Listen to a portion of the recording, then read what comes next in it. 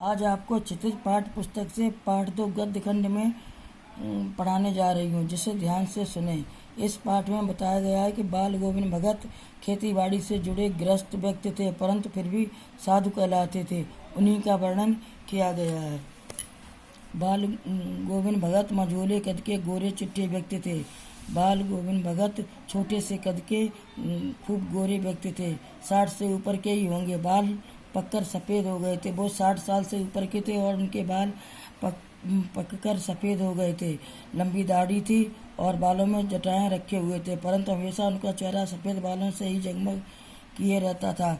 कपड़े तो वे बिल्कुल कम पहनते थे। कमर में लंगोटी मात्र और सिर पर कबीर पंथियों जैसी कनफटी टोपी। जब जाड़ा आता तब एक काली कमली ऊपर से ओढ़ लेते थे। माथे पर हमेशा चमकता हुआ रामानंदी चंदन, जो नाक के एक छोर से औरतों की टीके की तरह शुरू होता था। गले में तुलसी की जड़ों की एक बेडौल सी माला पहने हुए थे। ऊपर की तस्वीर से बिल्कुल नहीं समझा जाए कि बाल गोविंद भगत साधु थे। नहीं, वे बिल्कुल गृहस्थ थे। उनकी पत्नी की तो मुझे याद नहीं, पर उनके बेटे और पतोहू को भी मैंने देखा था। थोड़ी खेतीबाड़ी भी थी और एक अच्छा साफ सुथरा मकान भी था, किंतु खेतीबाड़ी करते परिवार के साथ रहते हुए बाल गोविंद भगत साधु थे। साधु की सभी परिभाषाओं पर खरे उतरने वाले। कबीर को साहब मानते थे। उन्हीं के लिखे गीतों को गाते थे। उन्हीं के आदेशों पर चलते थे। कुछ भी झूठ नहीं बोलते थे।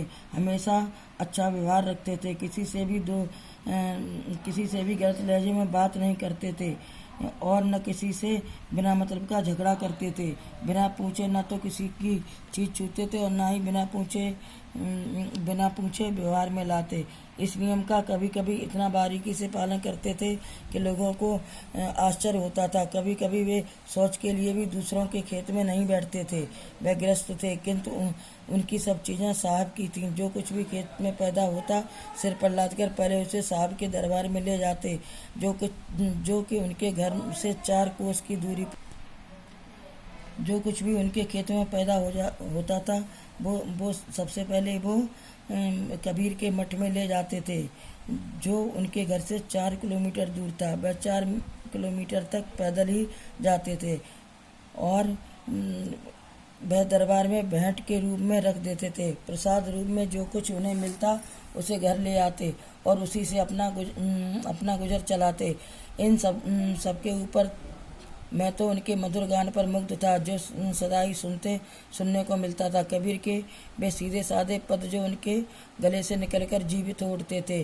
आषाढ़ की थोड़ी थोड़ी बारिश हो रही थी। पूरा गांव खेतों में उतर पड़ा है। कहीं हल चल रहा है तो कहीं खुरपी चल रही है। धान के पानी भरे खेतों में बच्चे उछल कूद कर रहे। औरतें कलेवा यानी नाश्ता लेकर मेड़ पर बैठी हैं। आकाश बादलों से घिरा हुआ है। धूप का कहीं नाम नहीं है।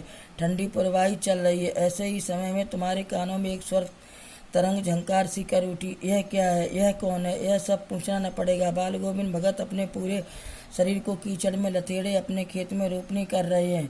उनकी अंगुलियां धान के एक एक पौधे को लाइन से खेत में लगा रही हैं। उनका कंठ एक एक शब्द को संगीत के जीने पर चढ़ाकर कुछ को ऊपर स्वर्ग की तरफ भेज रहा है और कुछ को इस पृथ्वी की मिट्टी पर खड़े लोगों के कानों की तरफ। बच्चे खेलते हुए झूमने लगते हैं। मेड़ पर खड़ी औरतों के होंठ कांप उठते हैं और वे गुनगुनाने लगती हैं। हलवाओं के पैर लय ताल से उठने लगते हैं। खुरपी करने वालों की अंगुलियां एक अजीब से क्रम में चलने लगती हैं। बाल गोविंद भगत का यह संगीत है या कोई जादू? भादों की वह अंधेरी आधी रात। अभी कुछ देर पहले ही मूसलाधार बरसात खत्म हुई है। बादलों की गरज बिजली की तरफ में आपने कुछ नहीं सुना हो, परंतु अब झिल्ली की झंकार या दादरों की टर टर की आवाज़ भगत के संगीत को अपने कोलाहल में डुबो नहीं सकती। उनकी खंजड़ी डिमक डिमक बज रही है और वे गा रहे हैं। गोदी में पियवा चमक उठे मखिया चौंक उठे ना। हाँ, पिया तो गोद में ही है, परंतु वह समझती है कि वह अकेली है। चौंक उठती है, चमक उठती है। उसी भरे बादलों वाले भादों की अंधेरी रात में उनका यह गाना अचानक कौंध उठने वाली बिजली की तरह किसे न चौंका देता। अरे, जब सारा संसार शांति में सोया है, तब भगत का संगीत जाग रहा है। तेरी गठरी में लागा चोर मुसाफिर जाग गया। वो गाना गाते हैं, तेरी गठरी में लागा चोर मुसाफिर जाग जरा। बच्चों, आगे का पाठ कल पढ़ाएंगे।